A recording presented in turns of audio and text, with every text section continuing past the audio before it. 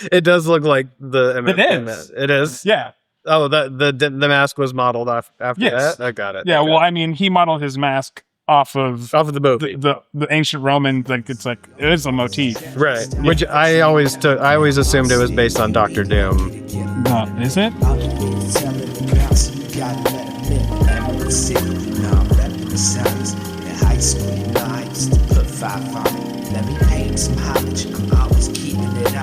Welcome back to the Black and White Cinema Podcast with Kev and Ugie. I'm Ugie. And I'm Kev. And today we watched Gladiator. And we have a lot to say about it. Yeah, we sure do. But before we get into any of that, Kev, how are you, bud? I'm good, man. I had a movie-related story I wanted to share. I might have already told you, but I want to share with everybody. Yeah. So I went over to my mother-in-law's house. My nephews were there, and my nephew, every time I see him, is very excited to show me usually his newest Lego or whatever his newest toy is, and he runs out with a AT-AT walker from Star Wars, like one of the big walker things.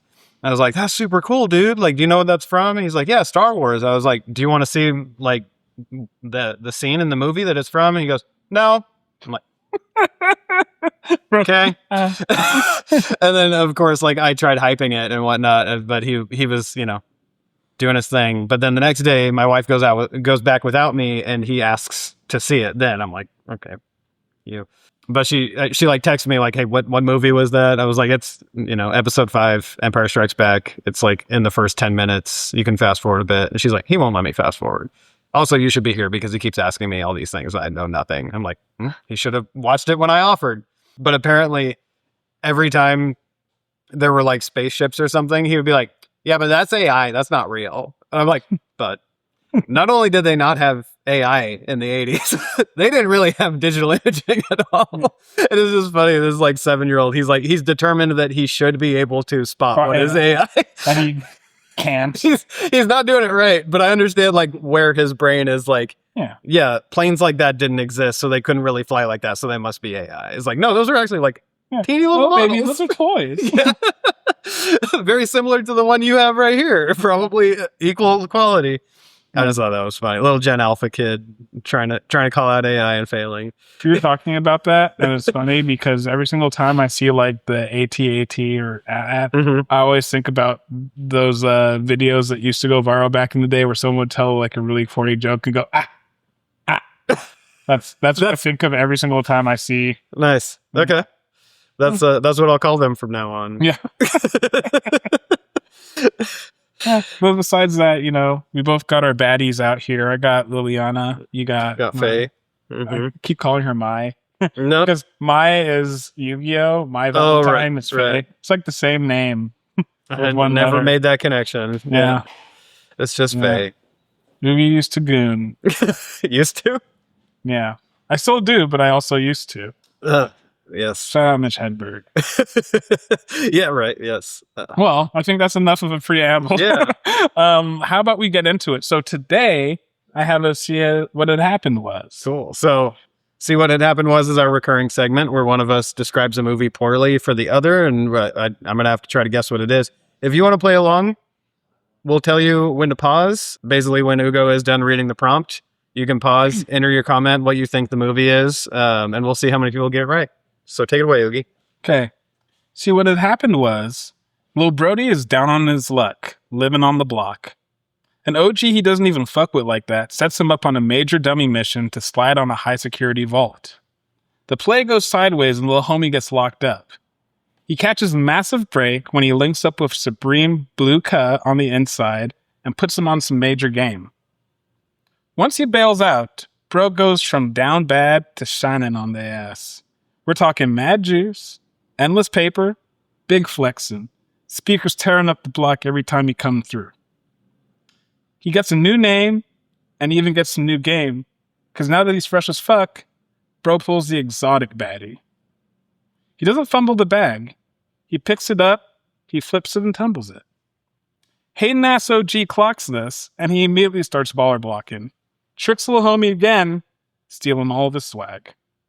Resourceful as ever, Lil Homie and his crew run a jig and get OG to snitch on himself. He sat in the court and was his own star witness. With the little bit of drip he has left, Lil Bro gets cut out of the system proving that real sauce isn't about the money. It's about staying solid with your A1s through the money and the fame. That sauce never runs out when it comes from within. All right, so this is where you pause, enter your comments, let us know what you think it is. I'm going to be so mad at myself when you tell me. Yeah, just trust someone on the board. Huh?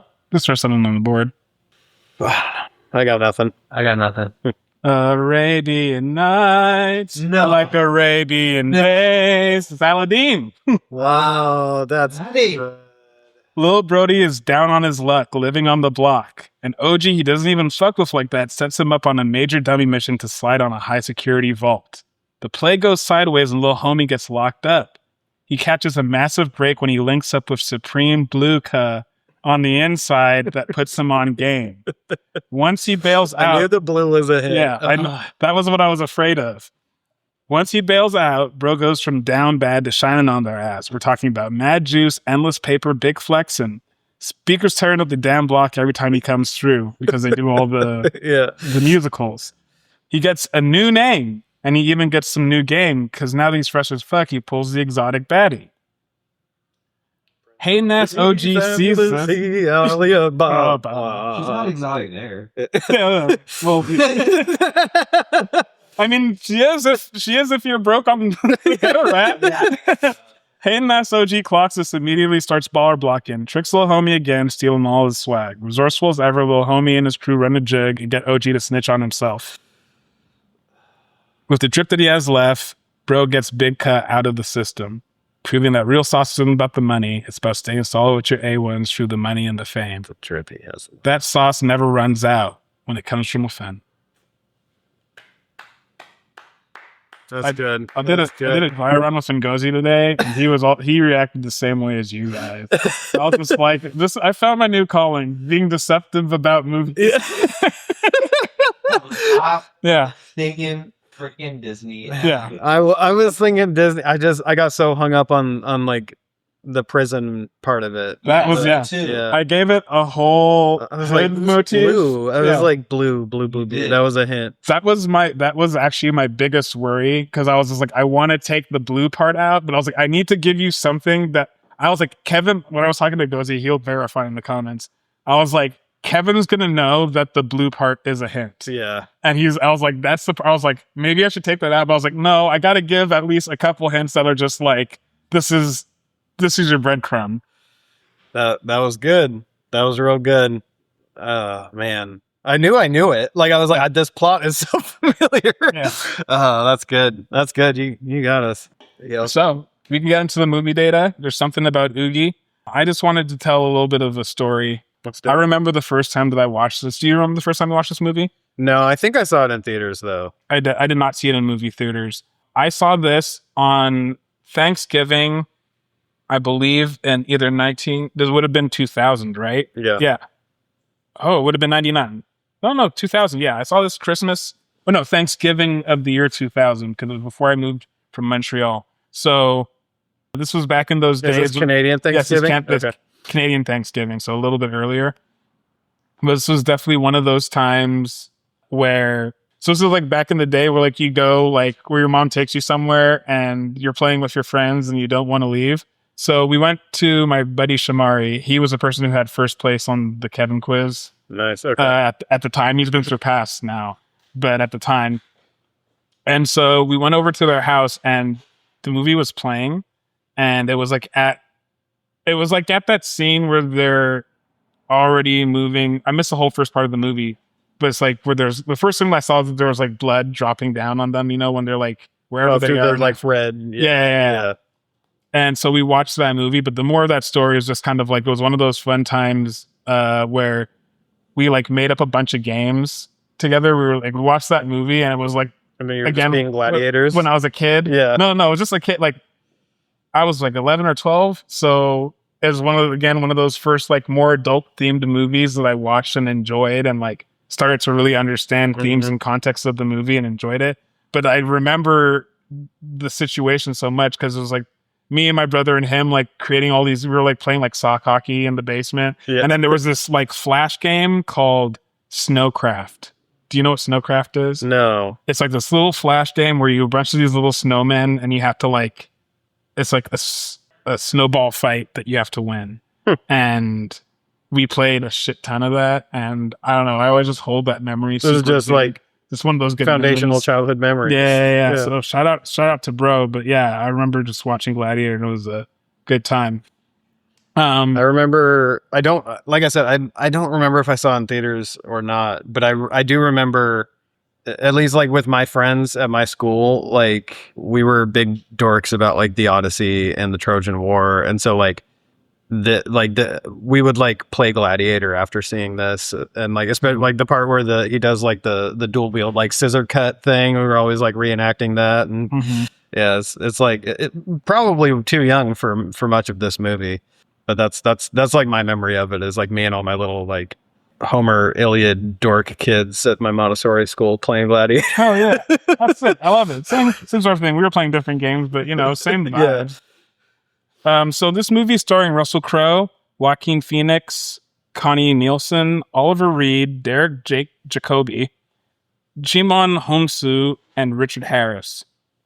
The tagline is "The general who became a slave, the slave who became a gladiator, and the gladiator that defied an empire."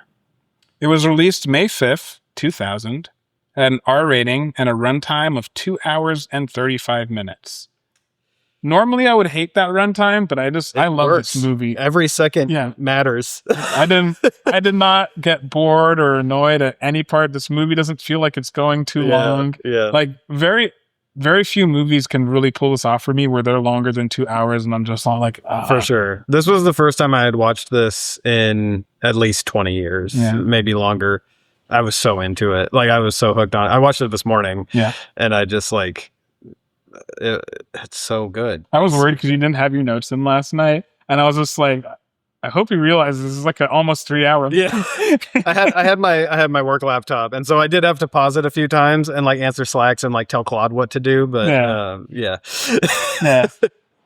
So writers, it was written by David Franzoni. He did the story and screenplay for Jumpin' Jack Flash. The screenplay was written by John Logan, who did Any Given Sunday, The Last Samurai, and The Aviator. And also on the screenplay was William Nicholson, who did Shadowlands, First Night, Elizabeth, Les Miserables, and Mandela, Long Walk to Freedom. The tomato meter and the popcorn meter were 80% and 87% respectively. Now we can do our budget game. I didn't hide it, so I didn't see it. So do you want to guess the budget? Ridley Scott in 2000. He had established he makes blockbusters. I feel like he could have sneezed on a napkin, called it a script, and would have gotten millions from a studio. Sorry, I didn't also say that it was directed by Ridley Scott. Oh, sorry. It goes without saying. Yeah. It's probably one of the biggest budgets of the time. I'll say 70 million. Add $33 million onto that. No shit. $103 million. It opened against U571, Frequency, and Where the Heart Is.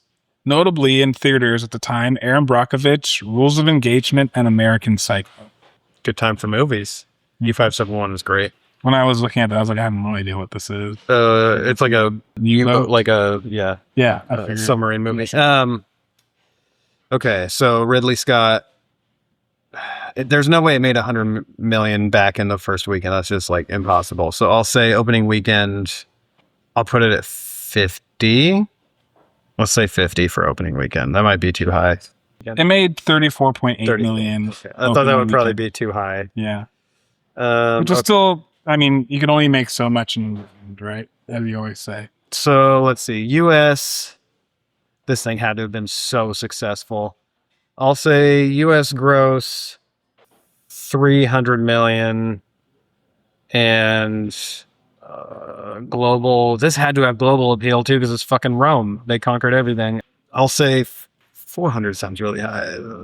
425. You're much closer on your second guess than you were on your first one. Okay. US and Canada gross 187.7 million. Gross worldwide 465. Wow. And then it's had re-releases, which bumps it up in lifetime to 503 million. in theaters Over alone. $500 million in ticket sales. That's nuts. It's interesting because on release, Gladiator 2 made more money than Gladiator 1. Probably not adjusted for inflation, but Gladiator 2 is a much worse movie. That's great. I haven't seen it. You don't need to. It's not terrible. Instead of watching Gladiator 2, watch Gladiator again. Yeah, like literally. I'm just gonna say this now before because it's just for Gladiator 2. It's like Hollywood's in this place where they just don't have the nuts to just come up with original ideas, and it sucks sometimes because Gladiator 2 could have stood alone as its own movie and probably been fine, But they had to name it as if it's a sequel. and tie in stuff that doesn't really mean that much. Yeah. Like they're just like, so Lucius ends up being his son actually. That's dumb. Yeah. And it's just like, Okay. and then he also, the same thing happens to him.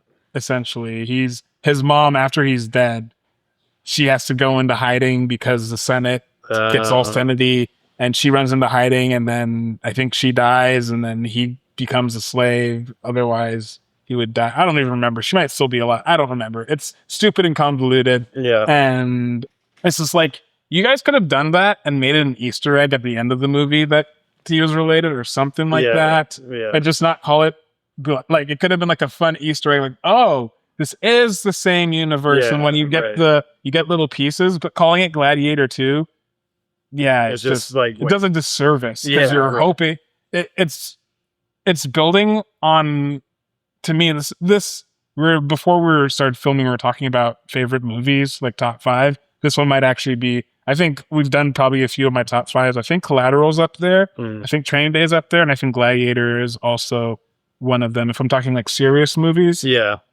This movie is just a classic. Yeah. It's so good.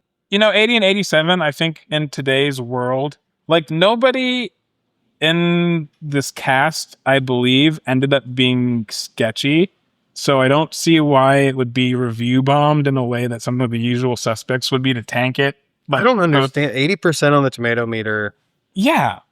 It seems, for what? Like, what are you downgrading it for? Maybe length. But I mean, like, I feel like when you watch a movie about ancient Rome, you're not getting in and out. It's a tragedy. Yeah, like it's a big sweeping, like, cinematic tragedy. Like, yeah. What could you possibly knock it for? Like, it doesn't have a happy ending and you don't like that? Maybe the buildup at the beginning is too much and doesn't really matter too much. But I so love good. It. Yeah. So, my first few notes in the Battle of Germania is that his wolf pelt is cool as fuck. Mm-hmm. The costuming in this movie is really good. Like, really, really good. Another one of those situations where the Germanians are hiding in the bushes, and then all of a sudden they're there, and they can see us. Like, you didn't hear like 7,000. they were able to just sneak up. Yeah. Okay. I want to ask you a question. I feel like you could smell that many people coming in. Exactly. Germanian, like, they weren't a clean. Yeah. I wrote this down as a note, and I want to confirm with you. I wrote, this is literally the white man's dream. Riding out with your dog and brutally murdering a bunch of NPCs because they didn't comply. I don't think that's my dream. I was pretty happy he had a dog, though. Yes. Well, the first part, the dog. Yeah. Getting the NPCs, right? Yeah. I mean, sure. And yeah. In the most bellicose hearts of man. Like, if your dog could play video games and you could play GTA with him and literally just kill only NPCs. Yeah. Like, okay. Kaya, come on. Just like me and Kaya playing hack 'em up games. Sure. I also wrote that Joaquin Phoenix looks like Alex Firo with eyeliner. Oh, yeah. Okay. I can see that. Yeah. Joaquin Phoenix is incredible in this movie. He plays such a whiny bitch, and he's so good because you just hate him. Yeah. He's so annoying from the get-go. His ability to go from tears to rage like is just every single scene where he's just like, but sister. Love you. Yeah, real creepy. Yeah, he's just like mad at his sister because she loves the dude that she loves and not him. Yeah. She's like, bro, you're the emperor of Rome. This is very very incesty. The whole like you will love me as I love you. Like, ooh, I don't think you can just tell someone to do that. Yeah. My note off the jump of this movie is if you walk through a field of tall grass and you don't run your hand wistfully through it, are you even a man? No. All this talk online about like, oh man, this is a woman, keep him out of sports. Like, I think if you just drag your hands through tall grass, that's it. Although I do remember doing that in Cheney on my way home from school. Like I was walking home towards Eagle Point and I did that and I got bit by a spider. Yeah, well, sometimes that happens though. You know, sometimes what you gotta do. Sometimes you get bit by a spider, but most of the time it's wistful. Yes. And you know, we all need more wistfulness in our lives. I said one of my favorite tropes is when someone's like, hey, I'm going to give you this great responsibility. And the person in British accent's like, I don't want it. Yeah, the accents in this were very inconsistent. Yeah. It's one of my things about just like anything that is the biggest and worst British psyop of all. I hate is that like anyone who is not current time was British. Yeah, everything in the past or in like times of legend, British, Scottish, Irish accent. Yeah, like, I guess it makes sense that it wouldn't just be like, howdy doody, y'all. It's like you just want him to only be speaking what like how Romans would speak at the time. Yeah, just somebody with an Italian accent. Yeah. I don't know. Like, that would be so funny. I want Brad Pitt doing the bad Italian in Inglourious Bastards instead of Russell Crowe. I want Pipo doing the accent. Buongiorno. Yeah, buongiorno. That's true. I did also love like Tommy Flanagan as Cicero, like doing like just being Irish as hell. This is literally my very next note. It's Tommy Flanagan sighting from the pod. Yeah, Laszlo Soot and Smoking Aces. So I have a question for you: is Quintus a hoe? And then execute him. Quintus, look at me. Look at me. Yeah, big time. Yeah, like.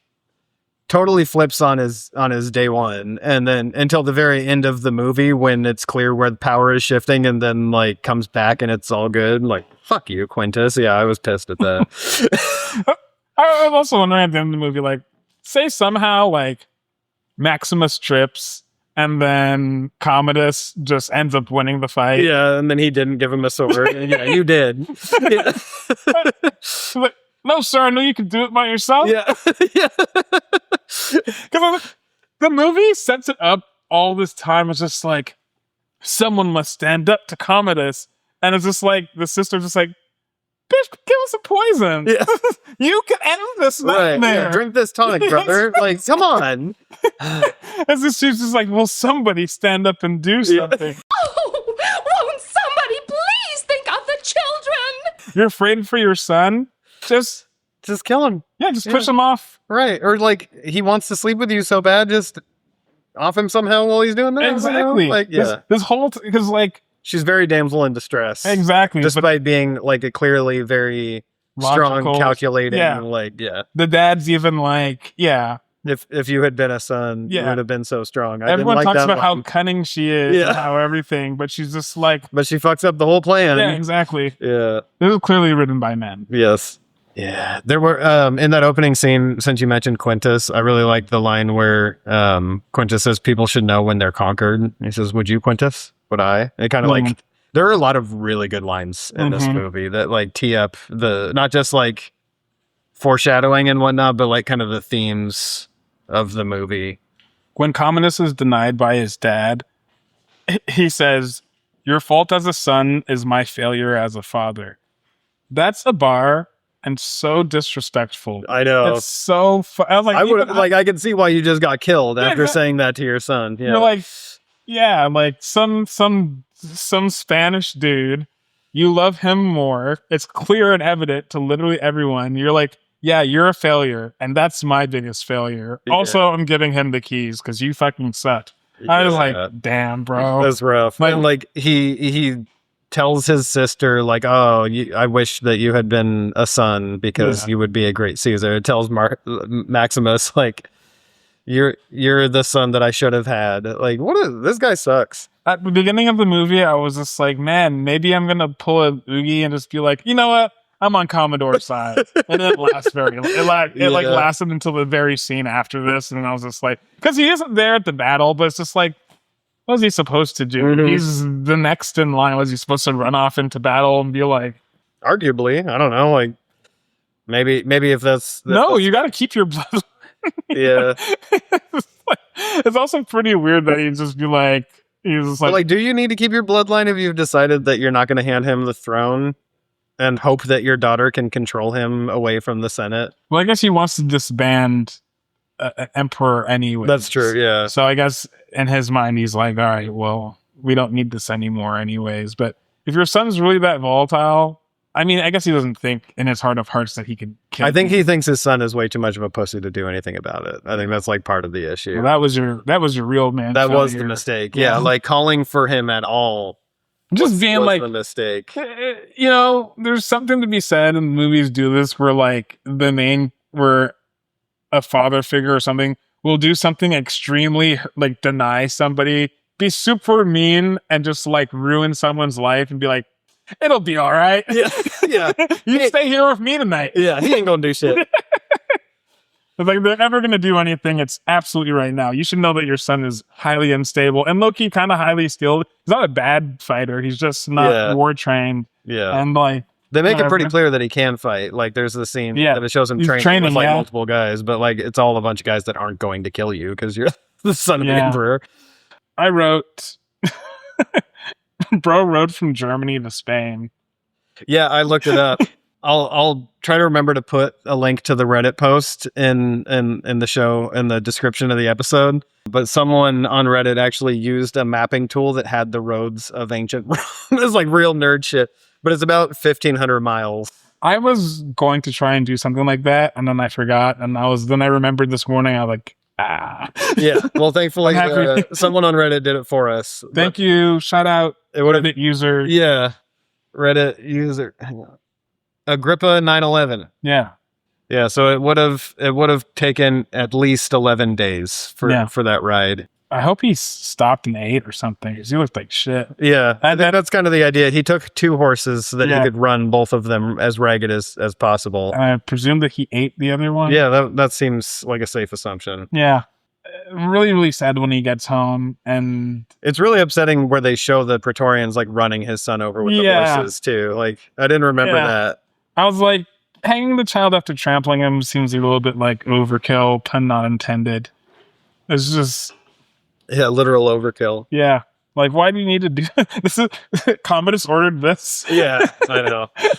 Like there was also a really cool shot during the horse riding where there's like storms and lightning behind him. It's like a big wide shot. I was Yeah. like, that was cool. I remember. I wrote that it was ironic that a white man is being stolen from Europe and brought to Africa as a slave. Right. Yeah. I also thought of that irony. Oh, yeah. It's like, taking him from Spain to Algeria. Yeah. Flipping it and reversing it. Yeah. I mean, which happened a lot back in those I know, days. yeah. So, I mean, yeah. The first battle, I wrote that the dude that was peeing himself, that would 100% be me. Yeah. The dude that's like, you're all gonna fucking die, but Yeah. you know what? You're gonna be good food for the lions, and you'll Yeah. give a good show. The best you can hope for is that they clap when you're dead.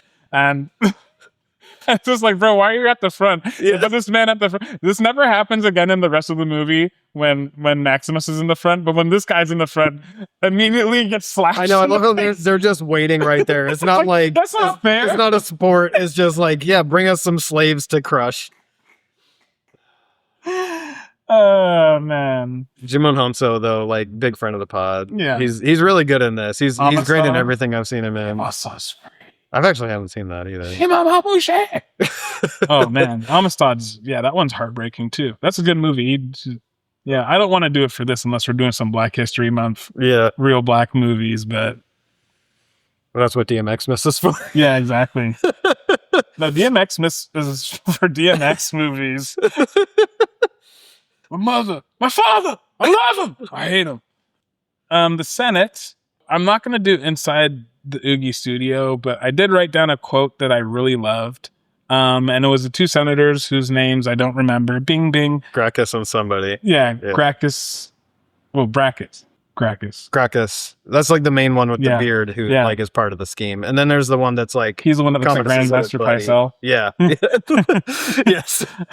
So the conversation is about Commodus being shit at being Caesar. And I do have the quote later on, but it's the Senate hearing or whatever, not Senate hearing, but the first day of the Senate after he became Yeah, Caesar. where he's like playing with the sword. Yeah, which is like, very fitting. Like I thought it was kind of cool visually, like the pen versus the sword kind of. And he's playing because he's treating it like it's a game. Yeah. But it's not people's swords. And he's like, one day in and he's going full Trump. We don't need a Senate. Bro's like, I got this. They're dying of plague, but we could put 150 days of USC in the front on the Coliseum floor and it'll be okay. Don't forget about plague and hunger. Oh man. And then I wrote that Gracchus, I was like, this motherfucker's spitting. Because he writes, fear and wonder are a powerful combination. And the other guy's like, do you really think people will be seduced by that? And then Gracchus says, I think he knows what Rome is. Rome is the mob. He'll conjure magic for them and they'll be distracted. He'll take away their freedom and they'll still roar. The beating heart of Rome is not the marble of the Senate, it's the sand of the Colosseum. He'll bring them death and they'll love him for it. And that was his message. Yeah, This it's message. so good. Yeah. Because I was like, this shit's so applicable to today because, you know, time is a circle. Yeah. And it's just like, when I wrote that stuff, it was a joke, but I was just like, no, this is like...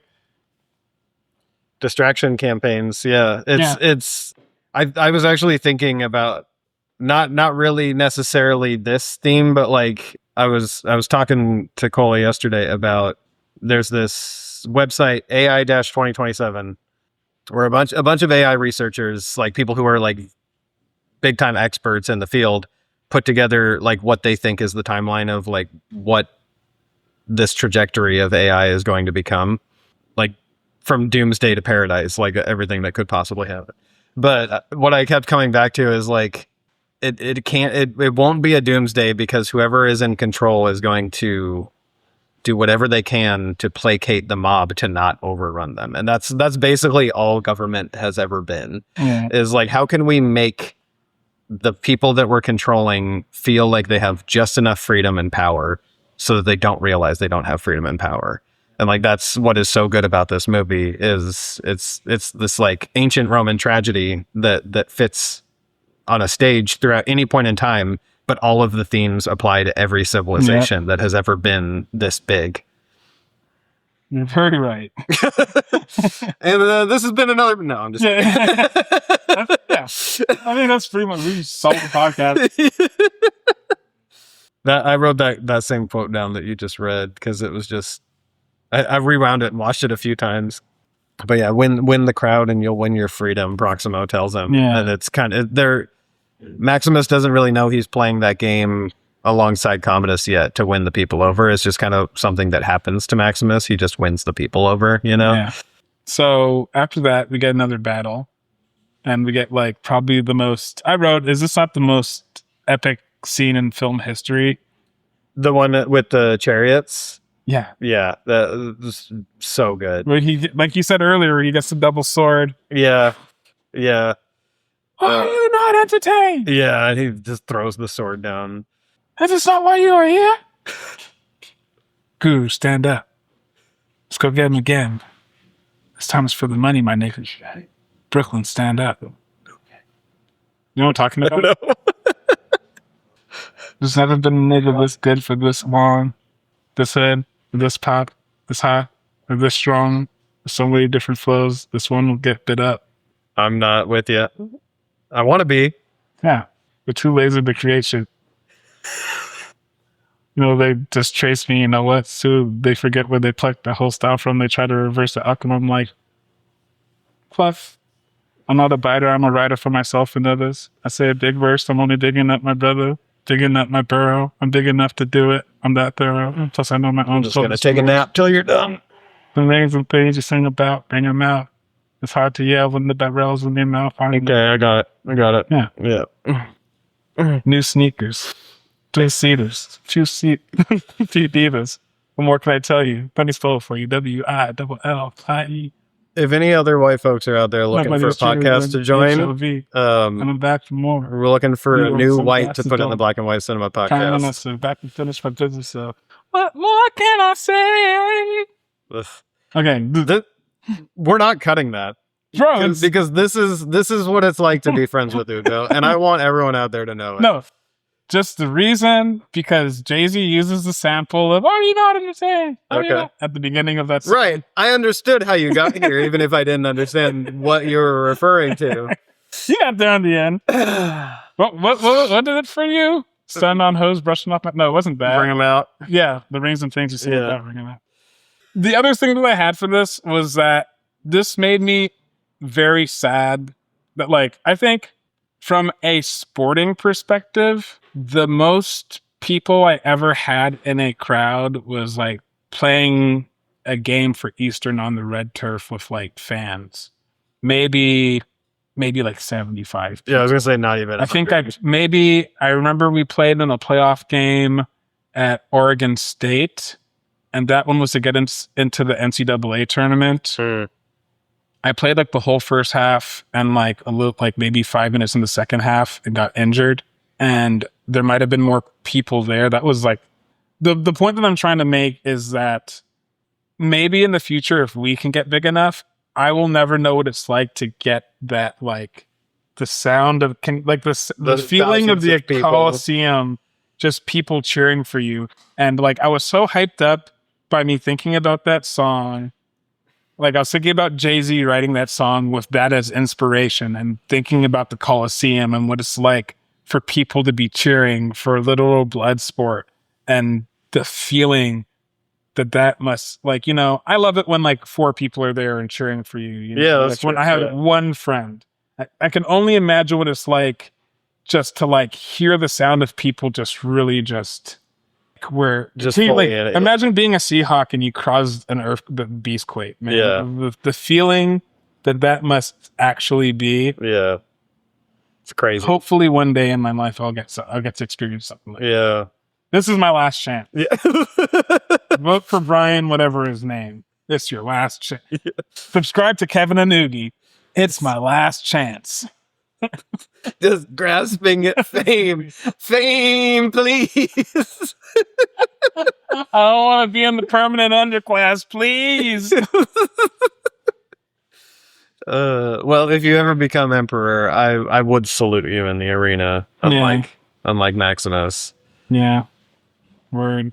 I also butchered the Jay-Z song, so. Of course. Like we were talking about, when he doesn't kill Maximus, it kind of speaks to that, like, Commodus does know what Rome is, and it is the mob. He can't just defy the will of the people. He should have. He's just a bitch. Yeah, because it ended up not mattering. He still died.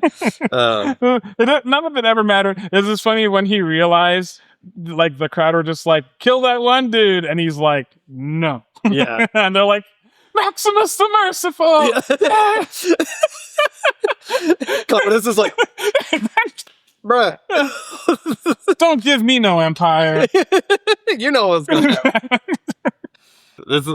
Just it's kind of, it shows, I thought that what it really showed when the people still loved him when he didn't kill Tigris, which, like, Tigris's helmet I thought was so fucking cool as a kid, like the little flip down mask thing. Mm-hmm. The little like the crying face. Yeah, sort of with the lion mane around. Yeah. It was so sick. But I was like, they love him because he's exhibiting the virtues that, like, from the scene where Commodus kills his father and he lists off the 4 virtues that he doesn't have, but, like, I also have these other things. Like, hang on, I wrote it down. Yeah.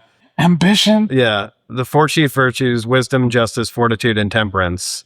But he has ambition, resourcefulness, courage, and devotion. I would butcher the whole world if only you'd love me. And in that moment where Maximus doesn't kill Tigris and they still love him, it's because they see in him this virtue that they're reacting to that must also sting extra for Commodus, knowing the people won't love him like that. They could. If he had virtue, I guess. Or... Yeah. Well, I mean, that's the thing, like, standing on principles. People won't always agree with you, but sometimes when people don't agree with you, they'll still respect your decision. Mm-hmm.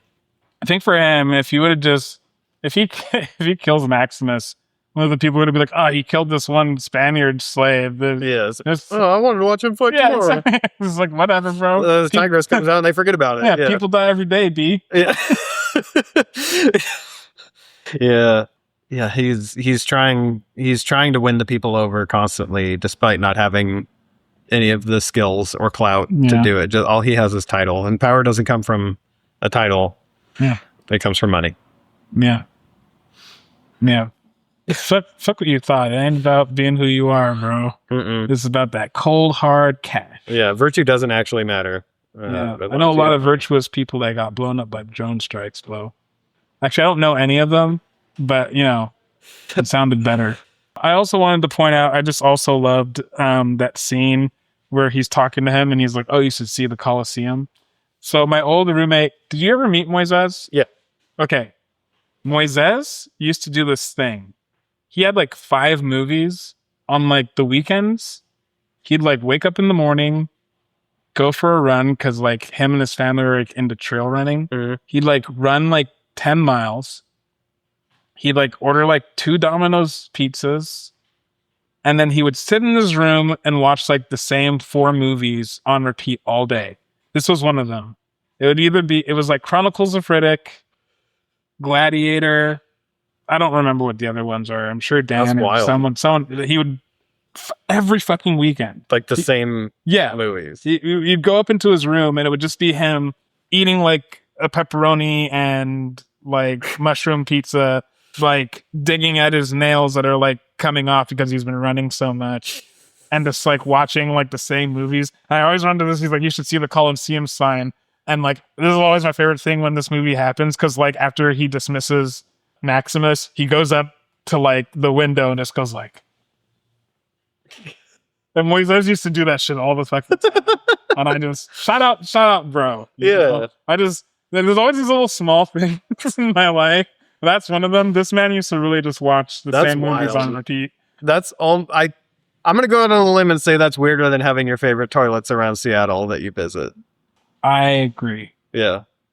You don't remember? I think a lot. Mark's looking at us because I don't think he remembers that bit from the Puff I Puff think Pass people on episode. the internet were just like, people were like, that's gross, but a lot of people were like, yeah, I agree. There's some cool places I like to take a shit. Yeah.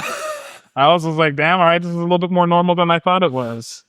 Nordstrom is always full. Yeah. Exactly. Yep. They have the greatest souls. They have the greatest souls. Yeah. Nordstrom. Shout out Nordstrom for bathroom cleanliness. I'll give them that. Yeah. Especially on the 5th floor. Right outside that little loss prevention desk, by the JWN room. 5 souls. I also liked in the very next scene when they're going to fight in the Coliseum for the very first time, his son, I guess. We rebuke Gladiator 2. We love Denzel. We rebuke that film. Yeah. Lucius is talking to him and he like says his name and then he's like, oh shit. Yeah. He's like, oh, He's like, I didn't touch him. Yeah, they don't know who I am yet. Yeah. And so he puts on the mask and he puts on the Metal Fist terrorist, claim responsibility, broken household, and usually set in hostility. But what about that silly? Exactly. I like to take men to the end for 2 milli. Do. That's audio daily double. All right, I'm not going to do as far as. But yeah. Yeah. It does look like the. It is. It is. Yeah. Oh, the mask was modeled after that. I got it. Yeah. Okay. Well, I mean, he modeled his mask off of the movie. the ancient Roman, like it is a motif, Right. Yeah. Which I always assumed it was based on Doctor Doom. No, is it? Yeah, MF Doom's iconic mask was originally a replica of a helmet worn by Maximus in the 2000 film Gladiator. That's sick. I was pretty sure, but I didn't want to be more misinformation. We'll cut the part where you doubted yourself. Yeah. That's and really also cool. this part explaining it. Yeah. Here, I'll get you. That's really cool. I didn't think of that, but now that I know that, I can picture it on the album. Yeah. Like exactly. It's a very cool mask. Yeah. It's like if you fuck with Doom, then the second that you see it, you're like, it's that Leo meme. Yeah. There it is. Right there. Yeah. That's cool. Fun fact. The other thing that I was also is just like when you see the Coliseum, because there's like 50,000 people, and this is before internet. So it just made me have this thought, which I mean, doesn't really need to go back to then, but even back then, because it's like, can you imagine if you're one of the dudes in the stands like, bro, I was at the reenactment of the Battle of Carthage, nigga. Like, bro, you don't even understand, bro. They was down. He got on. They had horses, and then they got in the line. They knocked them off their horses, and then he got on there. No one would believe what the fuck you're talking about. This would be like Argentina coming down from 0-1. Imagine no internet. You were there for that. Yeah. Like, oh, they came back at the last. He's watching because like this shit used to actually sort of happen. Yeah. I'm not sure to this degree. That's but funny. Imagine if you were a person in the Colosseum 2,000 years ago, and you got to see like the biggest bad beat of all, like someone like Game of Thrones sand viper steak type shit, where it's just like everyone's betting on this other person and they make a fucking stupid mistake, and then the tables flip, and you were just like, I was there for that. Yeah. But you can lie about it. There's no internet. You can lie. You weren't there, Brian. Shut up. Yeah. I was with your ass. You was in Algeria. That's no. The Spaniard was about to kill him, but I said, hey, hold on. I got this. He said, no, you don't. I said, believe that.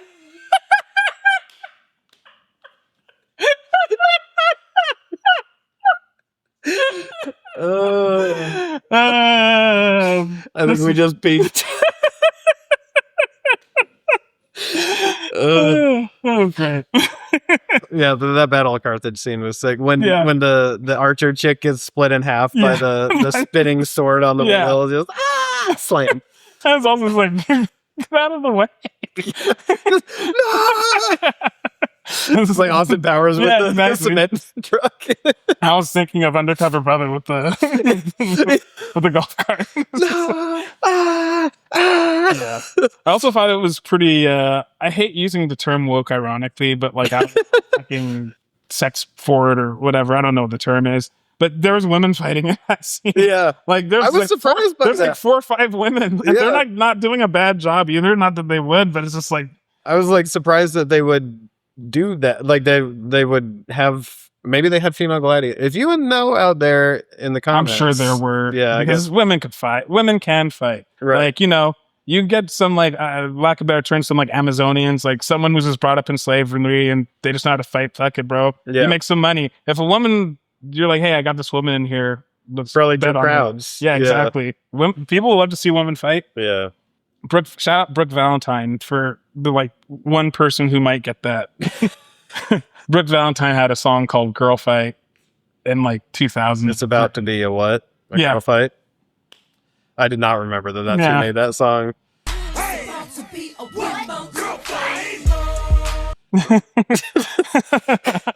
Damn, Shawty, you got knocked the fuck out.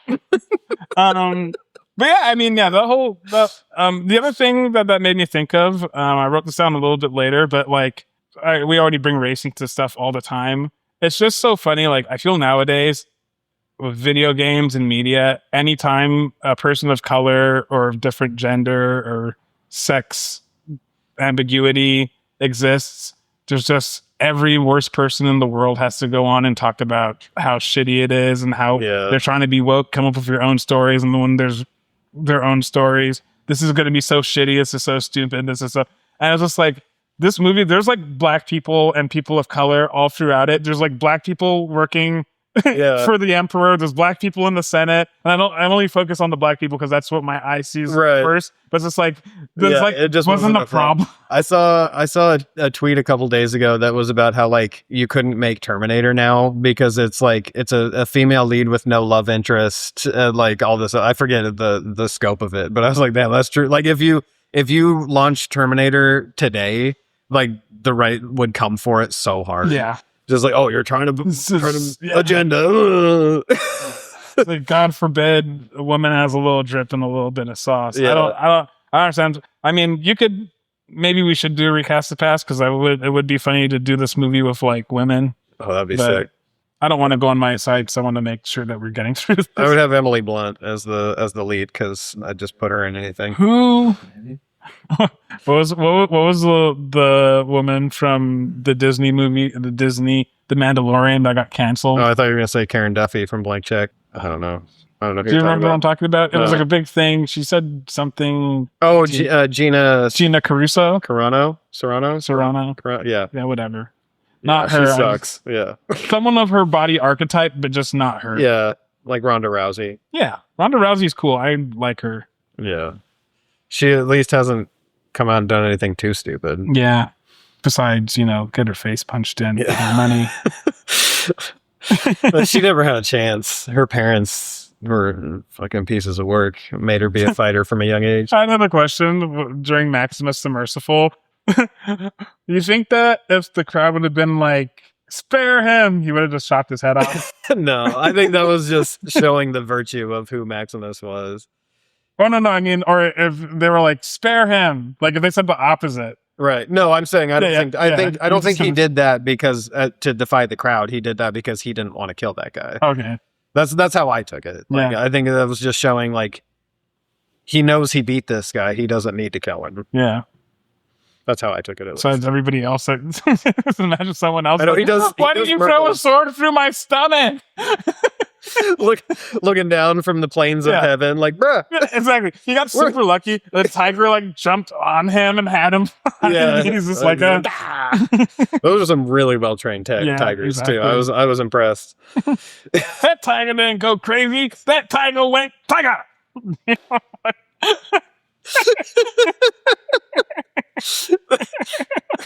I like how this is arguably the best piece of cinema we've watched on this podcast, and we're doing more asides and bits than we did on CB4. Good. That's how you know it's working.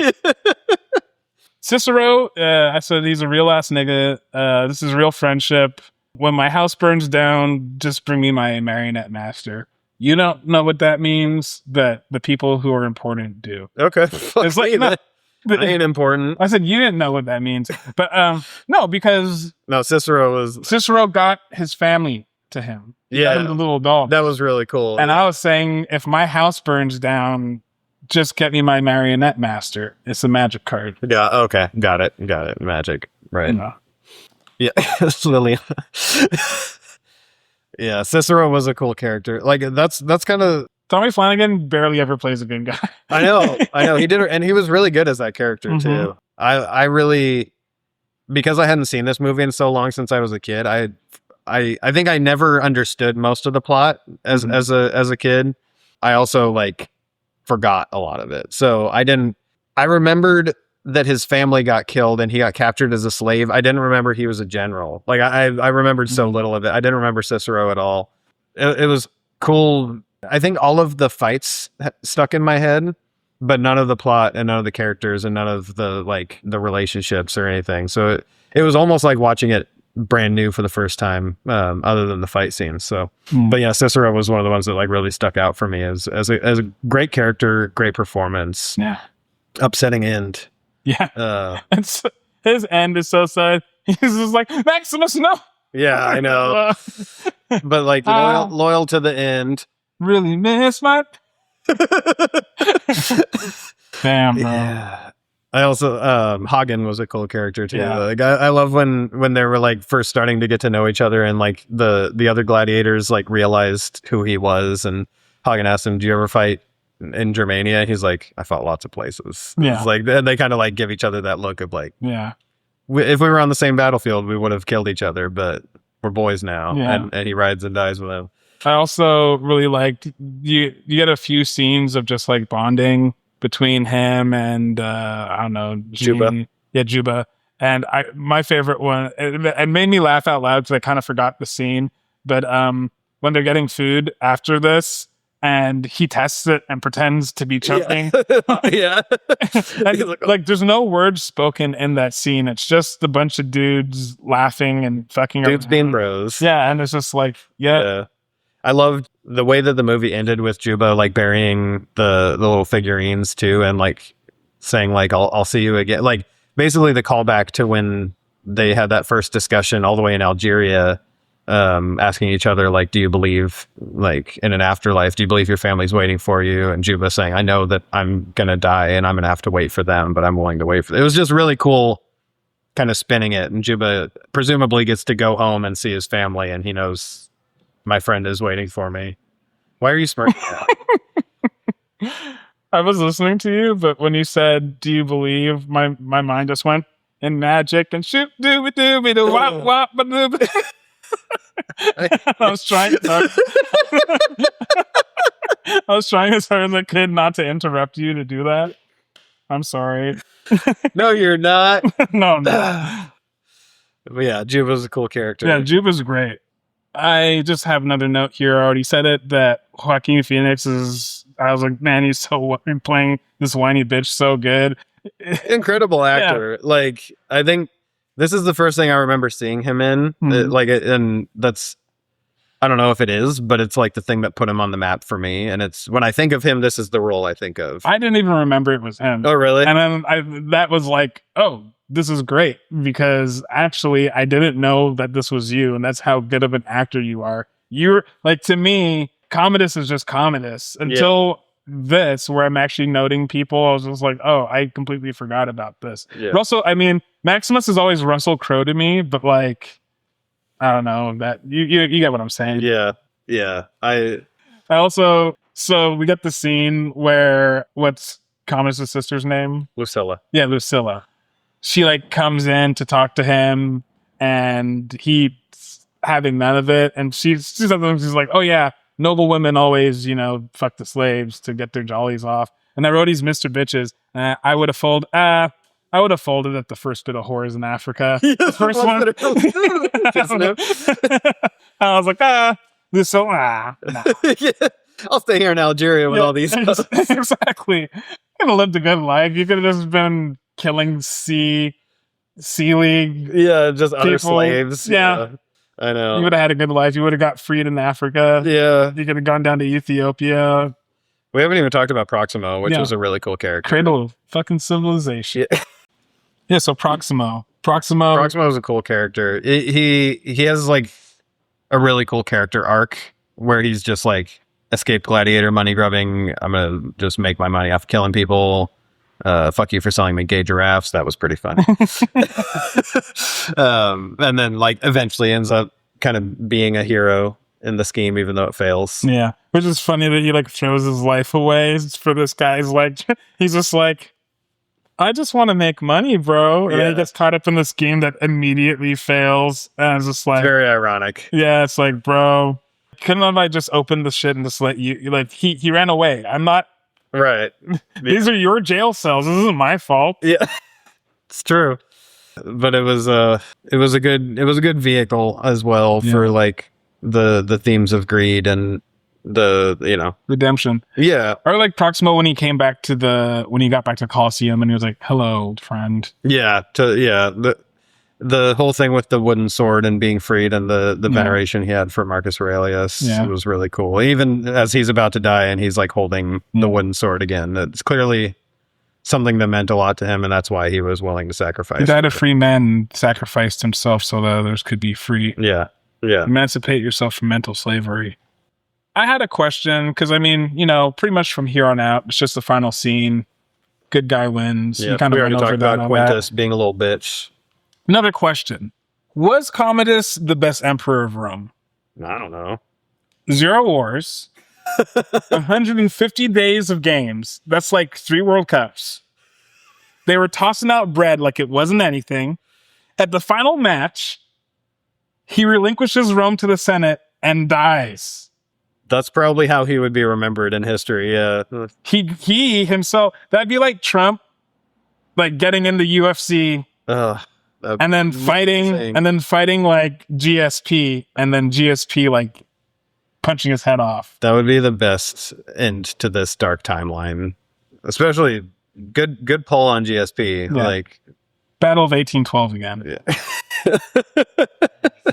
French. Yeah, exactly. Yeah. Je suis numéro 1.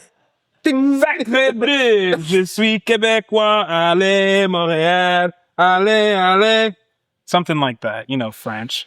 The other thing was they also fucked up because they end up relinquishing Rome to a bunch of senators, and then Denzel eventually gets control. Spoiler alert. Yeah. But Denzel in in Gladiator 2, they make him seem like he's a good guy the entire movie. And then at the end, he's like, actually, I want to be emperor. I'm the bad guy.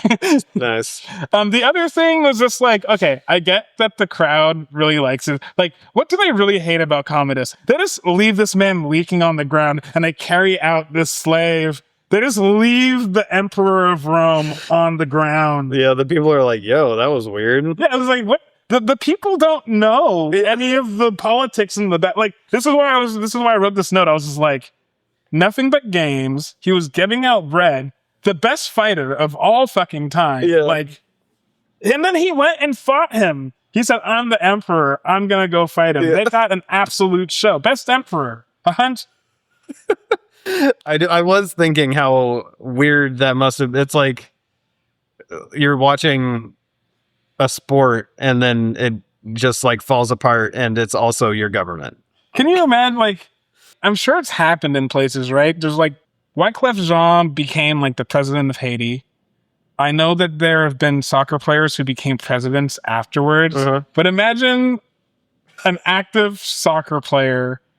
Imagine Christian Pulisic running for office and winning while still being a soccer player. Is that a parable here?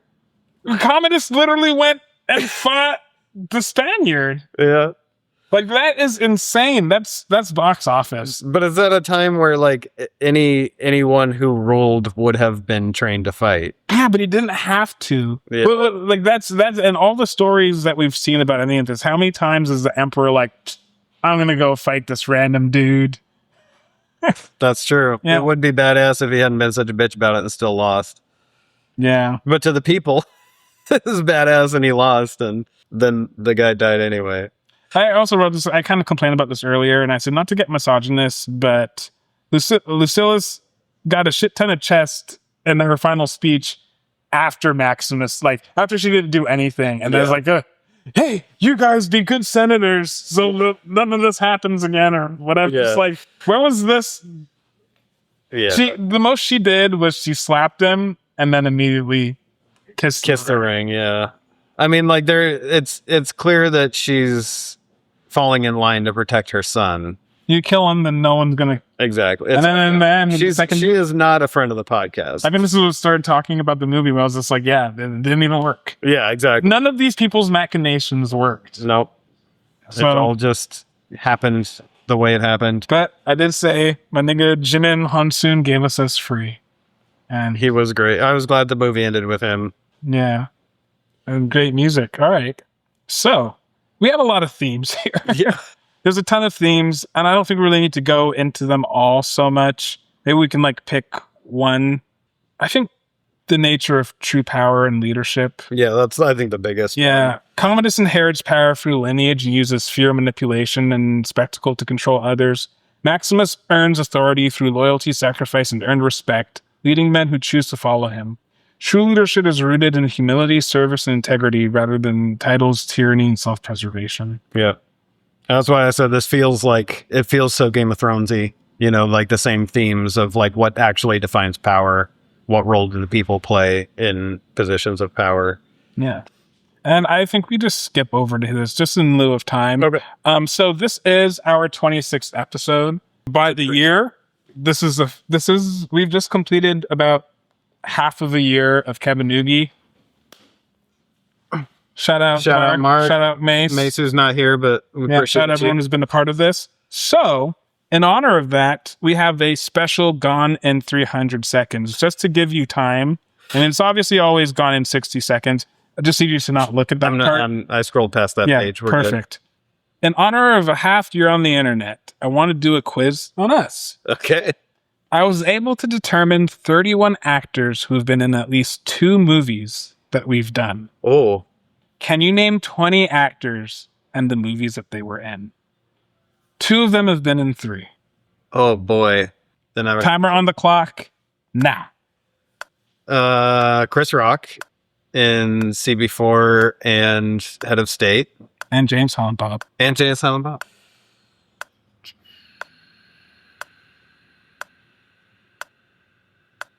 Now I have to remember what movies we've done.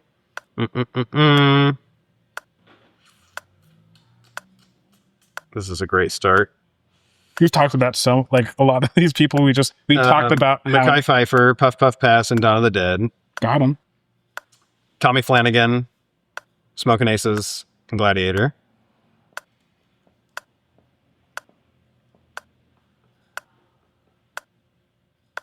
Peter Green, Training Day, and Blue Streak.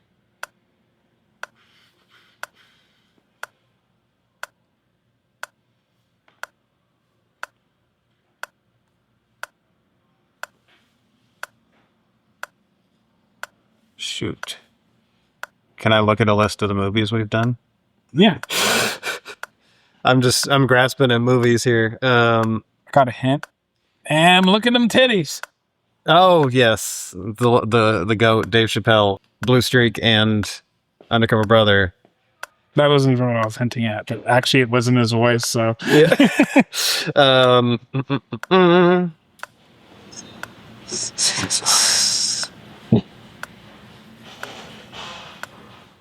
I'm splitting it with you. Oh, I don't remember that guy's name. But he was in Collateral and Rush Hour. He was the jazz club guy and the prison security guard. Can you just tell me the actor's name? I'm never going to get that one. Barry Shabaka Henley. Yes. Let's see. I think you really need to lean on Jay and Silent Bob. Oh, there are a lot of people in that. Shannon Elizabeth. That was my look at them titties. Gotcha.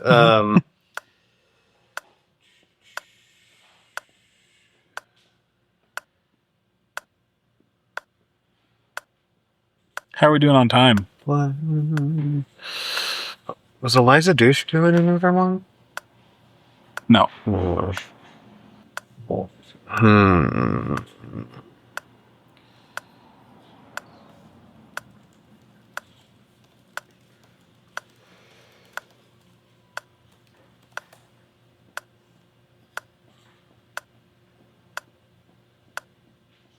I really don't know. There's really 31 actors that have been in.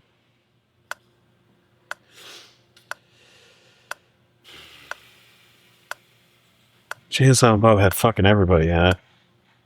You want me to call time? Yeah, I'm screwed on this one. Damn, bro. Okay, I thought you would do better than this. I'm not gonna lie. Chris Rock, CB4, Head of State, Jay and Silent Bob Strike Back. Peter Green, Blue Streak, Training Day, Usual Suspects. Dave Chappelle, Undercover Brother, Blue Streak. You got those. Tomala Jones, Blue Streak, Head of State. Who's that? Tomala Jones, she played the DA.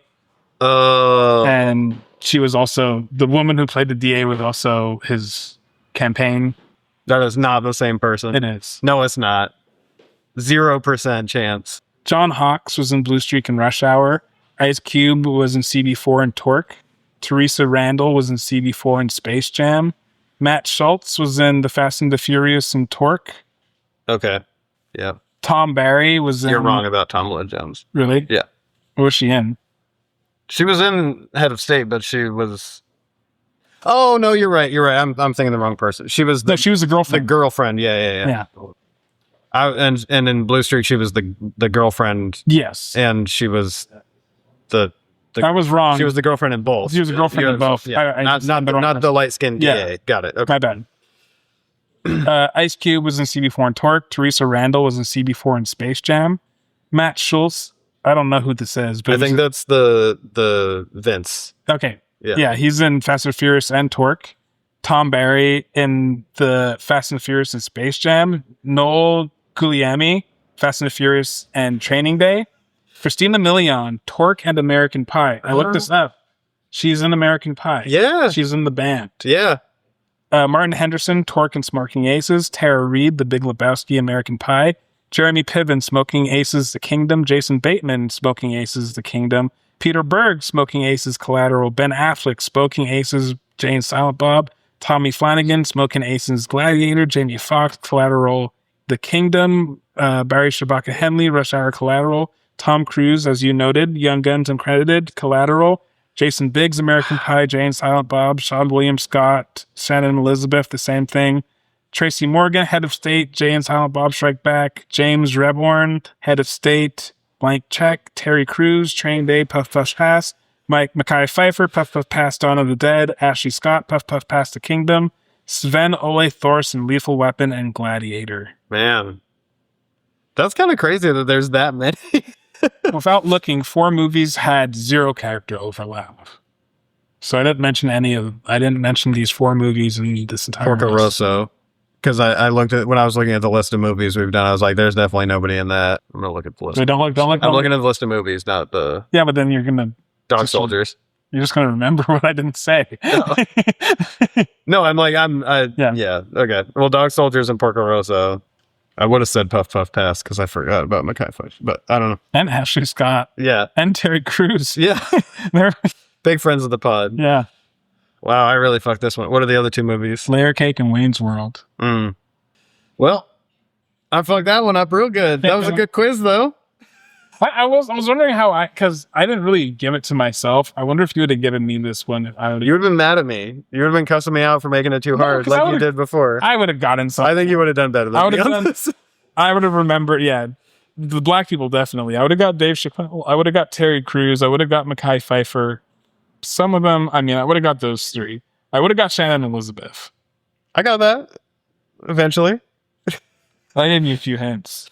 Yeah, no, that's. I think that's harder. That's harder than you'd think. Trying to remember the movies, The who's in them, actors. especially Jay and Silent Bob, because everyone is in that fucking movie. That's why I thought you could just. I knew that you knew that movie, so I was just like, oh, you're just gonna think of who was in that movie. And but Tara Reid, I was looking at the Big Lebowski on the list of movies, going, nobody was in anything else, but Tara Reid. a lot of it too. Fucking Tara Reid. We also just like a lot of people on this list. We specifically in our show discussed And that say they were- friend of the pod, yeah. No, not that they were a friend of the pod. We discussed that they were in these other movies. It's harder when you put on the spot. I agreed. When you're just like, hey man, name all these characters. When were they killed? So name all the kills. You're like, I don't.